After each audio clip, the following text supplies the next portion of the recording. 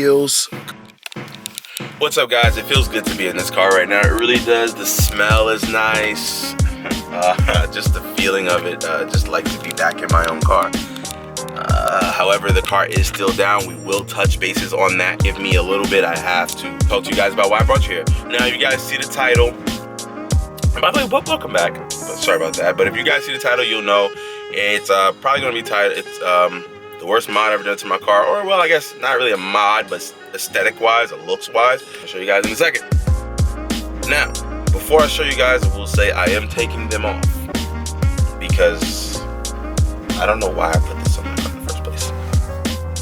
These are red metal eBay paddle shifter extensions. They don't replace the paddles, they just 3M tape on the back. They are aluminum style metal, and I will say I was very bored and tired one night. I don't know if I was working on a project or I was editing. I don't remember what exactly I was doing.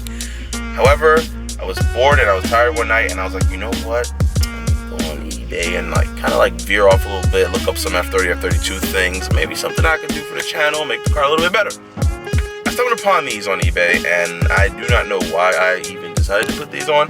I definitely did not know they were this big and obnoxious. However, different strokes for different folks. Some people may like them, I do not. The way this kind of curls up, it's like it's close to the paddle, then it's not. The fact that you have 2 minus, 2 plus, I mean, you could have just done without these huge things. These were fine with me. But with that being said, if you guys like them, that's great. I don't like them. They are coming off the car, and I will just give them away to whoever hits me up in the DM on Instagram, F32_slow speed. I will just give these to you guys in original box. They're not really used. I just put them on the car and realized that I made a mistake. Now, I will spill the beans a little bit. The reason why I got this specific color, I don't know if you can tell, it's like a satin or, I don't know, style red. I did order wrap in that same color, and I will be doing something to the interior, wrapping a couple accent bits. So stay tuned for that, guys. Well, I will be paying somebody to do it because I'm not going to do that again. I did pretty good with this interior pieces. Excuse the dirtiness of the car. My intercooler, when I bought that, destroyed this piece, but I wrapped this, and I wrapped the door panels and things of that nature, and it came out pretty decent. However, I'm just going to have someone do it for me because wraps aren't my strong part, and you guys have seen me fail enough. I am not going to keep making fail videos of me trying to wrap my car. You can have them, I don't really care for them. Like I said, you may like them, you may not. If you don't like them, pass them on, give them to someone else, or chuck them in the garbage. Once they're off my hands, I don't really care what you do with them. You can just make samurai sword blades or something, I don't know. Anyway, now we're going to get into the meat of this video, and that would be the fact that I am not driving my car. My car has not moved because of the drive shaft issue.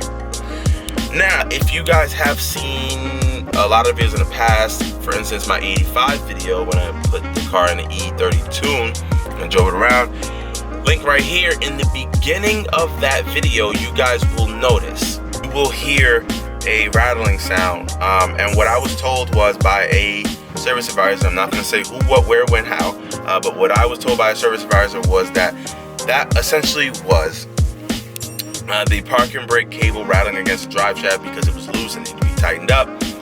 So, you know, they told me it wasn't a real big deal, and I was like, you know what, whatever. I kind of forgot about it a little bit, got used to it because I just didn't really think anything would happen of it.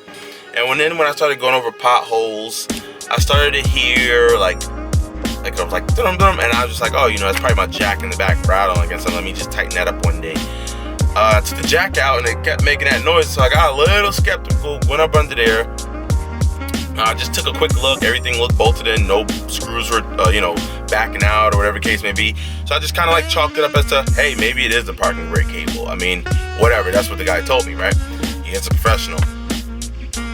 Kind of ignored it. That's a little bit of that's on my part. I should have taken it more seriously, even if it was just a parking brake cable. However, what that was my drive shaft failing. And guys, that was pretty much before all of the burnouts really started getting crazy. You know, before the donuts, everything like that, the drive shaft was not as, I guess, up to the task as if I would have gotten a new one. And if you guys research this on Google, you will realize that this is a weak point in these cars. And when you take a car that is stock that has a weak point, i.e. the charge pipe, that will blow even under stock boost, when you tune it, it amplifies the problem, makes it worse, and then you have a premature failure because you're sending a ton of power or torque through that drive shaft. And yeah, so all of you guys who, you know, were positive about it, you know, things happen, you know, it broke. It's not like I was like a saint with the car, you know, so it's like, okay, you know, thank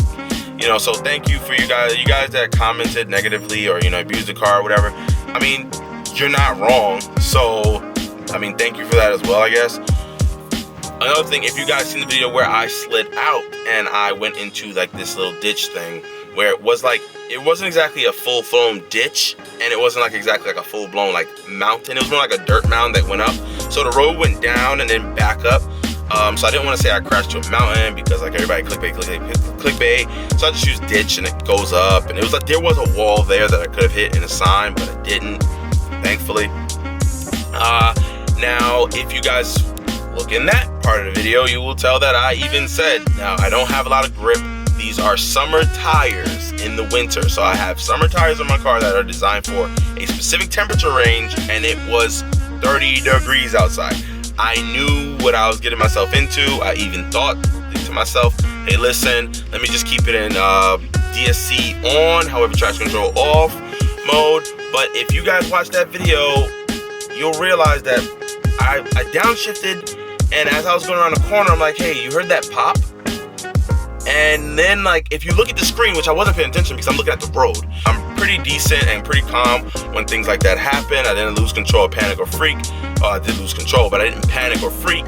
I just went ahead, held the wheel, made sure I didn't go straight into anything. I kind of wanted to go back and like hit it the back just because I felt like the front is very expensive with the headlights and everything like that. So just hook around the back and hit it that way. Like I said, at that time, Jesus took the wheel, I guess you could say, because all four wheels didn't have any grip. I didn't have any steering grip. I didn't have any power, anything like that. With that being said, could Mario Andretti have done a better job? Possibly. Am I Mario Andretti? No. So with that being said, I wasn't intentional. I didn't intentionally drive my car into the thing. So I guess, like, you know, the negative comments on that, I mean, I don't really care about that either. However, that led me into thinking that something had happened where the diff was, the drive shaft was failing even more. I don't know. However, when I went full send, I went full send a couple of times, you know, and I lasted. That Snapchat video or that video you guys seen in the beginning, just like a small video, that was a video for Snapchat, and I was just going full send. That was a video of a whole other time. That's pretty much all I have to say about that. I thank you guys for tuning in and watching it. I'll break it down. I'll show you guys where it failed. I'm going to insert a picture right here to circle where it failed. Right here, that is where it failed. And the route of this build is going to be at a halt as far as power upgrades and things like that.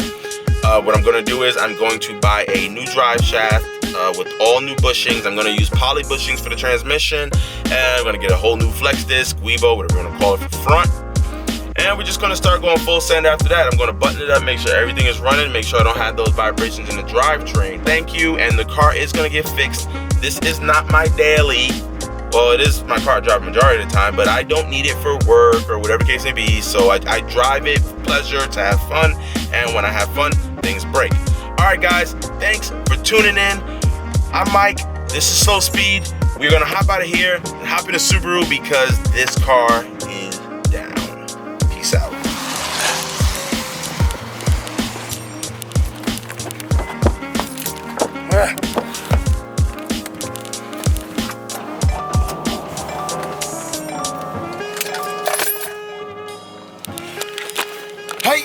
We are at a good, I would say, what, like 200 horsepower right now? All-wheel drive though, which I will admit, may seem boring, but we should keep on dragging. May seem a little boring, but here's pretty well.